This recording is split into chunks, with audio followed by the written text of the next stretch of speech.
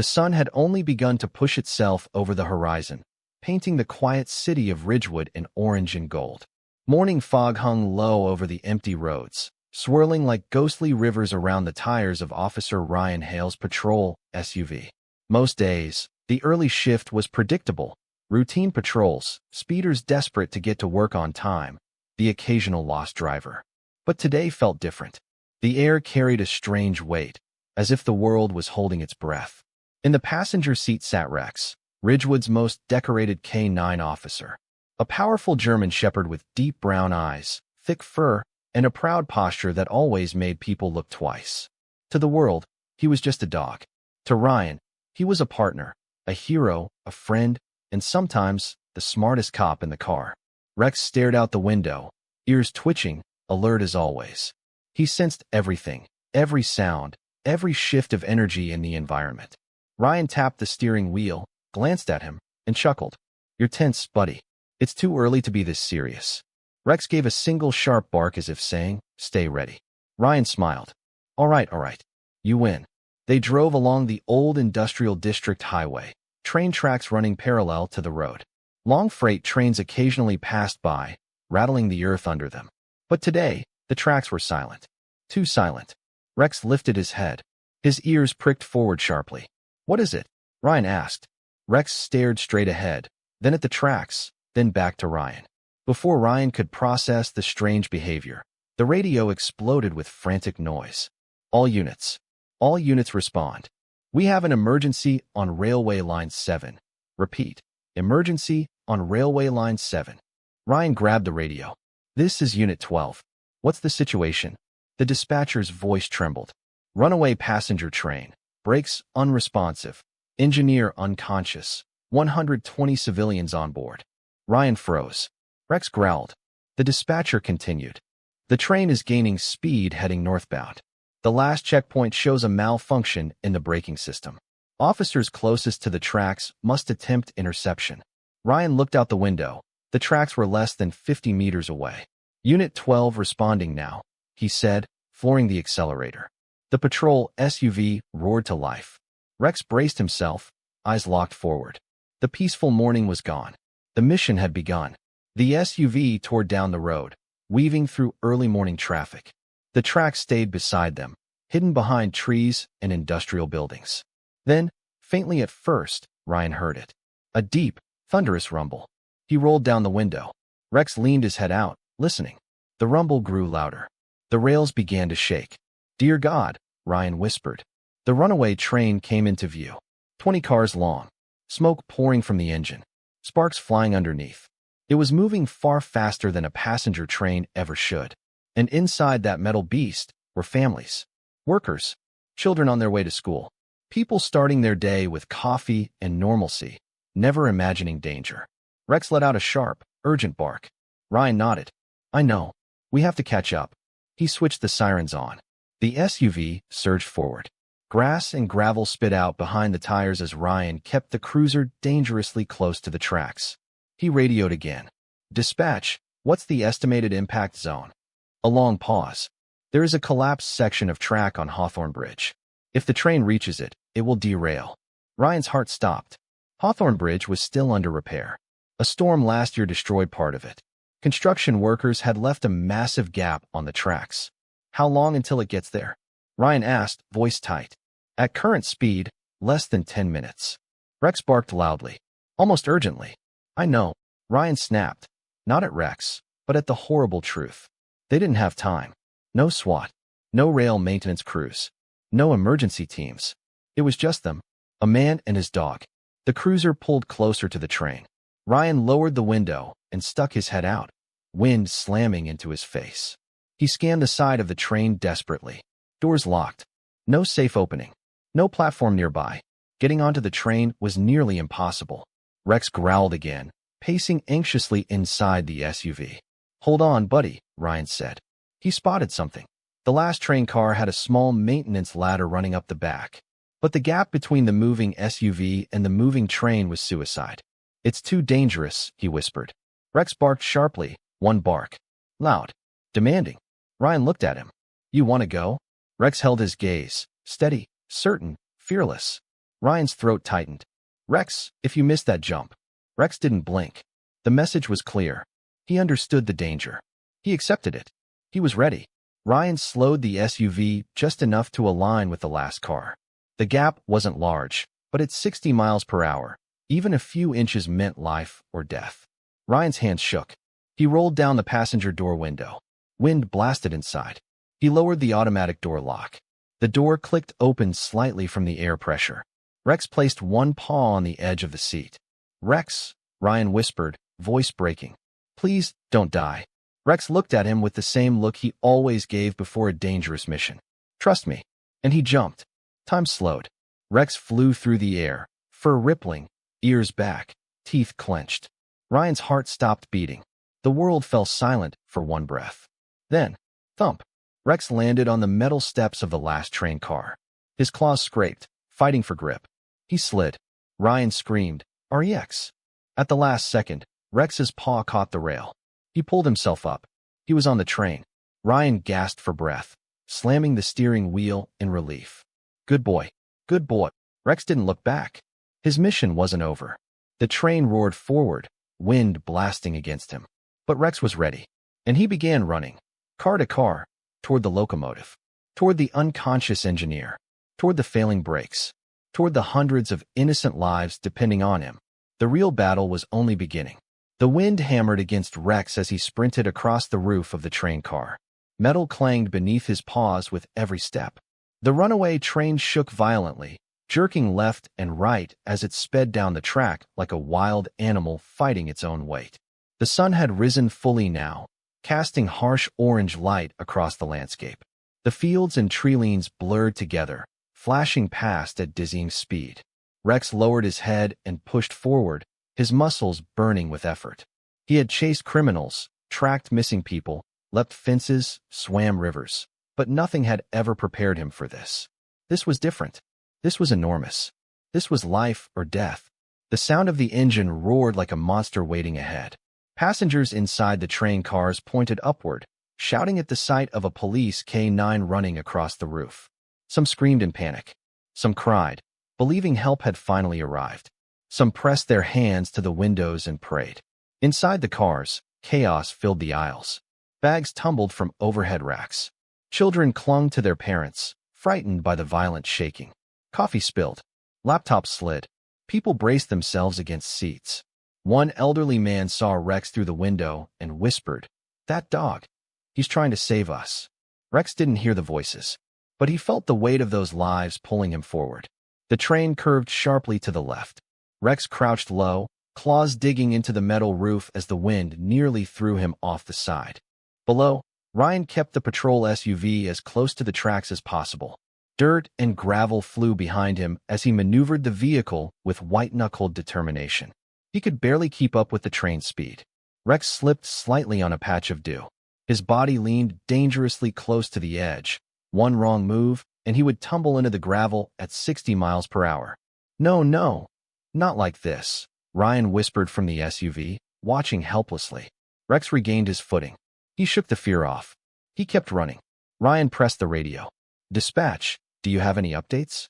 The dispatcher's voice was grim. "The train is approaching Hawthorne Bridge in 7 minutes. The collapse zone is still unrepaired. If it doesn't stop by then." Ryan slammed the dashboard. "We're trying. It's just him up there." A long silence. Then softly, the dispatcher replied, "God help him." Rex reached the fourth train car. The doors were locked from the inside. He had no way to access the interior safely. The only path was forward, toward the engine. As he crawled along the narrow metal ridge between cars, a blast of wind nearly knocked him backward. He leaned into the force, inching carefully. He reached another car, one with a broken window. Ryan saw it too. "Yes, that's your way in." Rex looked down briefly. The SUV was no more than 10 feet away, pacing the train like a loyal shadow. Their eyes met again for a split second. "Be careful," Ryan thought desperately. Rex backed up slightly, then leapt. His body sailed through the open window. Glass crunched beneath his paws as he landed inside the car. Gasps erupted from passengers. A little girl shrieked in surprise. A businessman nearly dropped his briefcase. People backed away in fear at first, Who expects a police dog to jump through a window at 60 miles per hour? Then Rex barked, sharp, commanding, purposeful. A woman exclaimed, "He's a police dog.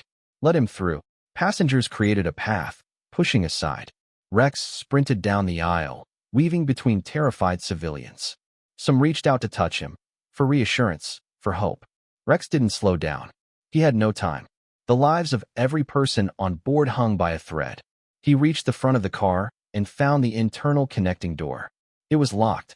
Rex growled, then rammed his shoulder into the door. Once, twice, 3 times. The metal bent, but didn't break. He backed up, growled deep from his chest, and charged. Crash. The door burst open, slamming against the side of the next car. Rex ran through. Finally, Rex reached the engine room. Smoke hissed from under the panels. Warning lights flickered across the console. The driver, the only trained operator, was slumped unconscious in the seat, his head hanging at an awkward angle. The smell of burning metal filled the cabin. Rex barked loudly, nudging the man's shoulder with his snout. No response. He barked again, harder, desperate. Still nothing. Rex realized he was alone. He looked at the controls. Everything flashed red. A digital screen read, "Emergency brake failure. Override locked." He scanned the panel. He had been trained for emergency response, but not for operating a speeding train. Still, he had instincts, intelligence, and a mission. He spotted a long lever labeled Manual Emergency Brake. Rex leapt onto the control panel and bit down on the handle. Hard. Metal creaked. The train jerked. Rex pulled harder, muscles straining, teeth grinding. Suddenly, clang. The lever snapped backward. Sparks flew as pressure valves hissed. The train slowed. Slightly. Just slightly. Not enough. Rex felt the shift, but knew it wasn't sufficient. He barked again, looking around. The collapsed track grew closer with every second. He sniffed the air, searching. Then, there, a secondary valve handle beneath the main console. Ryan's voice crackled over the comms speaker mounted above the panel. "Rex, if you can hear me, try the lower valve. It controls the auxiliary brakes." Rex barked in acknowledgement, even though Ryan couldn't hear him. He dropped to the floor and hooked his teeth onto the lower valve. It was far heavier, rusty, stiff. Rex planted his paws and pulled with everything he had. The metal screamed. His muscles trembled. Pain shot through his jaw. But he didn't stop. He couldn't. Not while people depended on him. He yanked harder. His paws slipped. His jaw ached. He tried again, and again, until, click, whoosh, the valve burst open. A massive release of pressure blasted through the cabin. The auxiliary brakes engaged. The screech of metal grinding echoed across the landscape as the train began to slow at a rapid rate. Rex was thrown backward into a wall from the force of the sudden deceleration, but he quickly regained his footing. The train screamed against the tracks. The world outside blurred slower and slower. But was it enough? Ryan watched from the SUV, heart pounding. He saw the brakes sparking. He saw smoke trailing behind the train. He grabbed the radio. "Dispatch. We have a brake engagement." "Repeat, brakes engaged." "Distance to the collapse?" the dispatcher asked. Ryan looked ahead. He could see it. The broken section of Hawthorne Bridge. A massive gap in the structure. A deadly drop below. 200 meters, 140, 90. Ryan's voice cracked. "God, please." The train screeched, sparks flying like fireworks. Inside, passengers screamed and held each other as the violent shaking intensified. Rex dug his claws into the metal floor to stay upright. Outside, 50 meters, 40-30. Ryan screamed, "Stop. Please stop." 20 meters, 15-11. The train stopped. Dead silent. Only 11 meters before the broken tracks. Dust floated in the air. Rex stood in the engine room, panting heavily. His fur was soaked with sweat. His chest rose and fell rapidly. But he was alive. And so were the passengers. Inside the cabins, people slowly opened their eyes. Whispers spread. "We've stopped. We're alive. How? What happened?" Then someone pointed to the front. It was the dog. The police dog. "He saved us." People began to cheer from inside the cars. Outside, Ryan slammed his SUV door open and sprinted toward the train, stumbling in exhaustion and fear. He climbed the ladder to the engine room and found Rex standing tall, chest heaving, eyes bright with pride and exhaustion. Ryan dropped to his knees, and wrapped his arms around him. Rex, you did it. You saved them. You saved all of them. Rex pressed his forehead against Ryan's chest. In that moment, nothing else mattered. They had won. The moment the runaway train screeched to a halt, the entire world seemed to pause in disbelief. Dust lifted in soft clouds. The steel tracks vibrated with fading energy. The morning sun hovered over the broken section of Hawthorne Bridge, exposing just how close death had come. Only 11 meters. 11 fragile meters from a catastrophic fall. Inside the train cars, the silence broke first with a sob, then another, and then an eruption of relieved crying, laughter, and pure disbelief. We're alive. Thank God. We're actually alive. Passengers hugged each other. People who had never met before, now bonded by a miracle. At the front of the train, Ryan remained kneeling beside Rex, arms wrapped around him. He felt the dog's heartbeat, fast, strong, alive. He pressed his forehead against Rex's and whispered, "You saved them all, buddy. Every single one." Rex closed his eyes for a brief moment, leaning into the embrace. He was exhausted, physically spent, but he was proud. His mission wasn't about glory. It was about life. Soon, the distant wail of emergency sirens filled the air. Police cars, fire engines, ambulances, everyone raced toward the halted train. The first firefighter to climb the engine gasped at the sight. "Is that the K9? The hero dog?" Ryan nodded, one arm still holding Rex steady. "He's the reason this train isn't at the bottom of the ravine." The firefighter knelt down and placed a hand gently on Rex's fur. "Good boy. You're a damn good boy." Rex wagged his tail weakly. Behind them, passengers began filing out of the train, some crying, some walking shakily, some holding their children tight. Many of them tried to approach Rex, but paramedics gently directed them back, insisting he needed rest. Still, people called out, "Thank you. You saved my kids. Bless that dog. He's a hero." One little girl, maybe 6 years old, clutching a stuffed bear, walked closer than the rest. She looked at Rex with wide, awe-filled eyes. Ryan smiled at her. "Are you okay, sweetheart?" She nodded slowly. He's like a superhero." Rex responded with a small wag of the tail, and the girl giggled through her tears. A paramedic approached Ryan. "Officer Hale, we need to check Rex for injuries." Ryan nodded reluctantly and helped lift Rex into an animal stretcher. Rex didn't resist. He was too tired. The paramedic examined him carefully. "Good news," the medic said. "He's exhausted and his jaw is strained from pulling heavy mechanisms. But no broken bones, no major internal injuries. He's strong, really strong." Ryan let out a deep breath he didn't realize he'd been holding.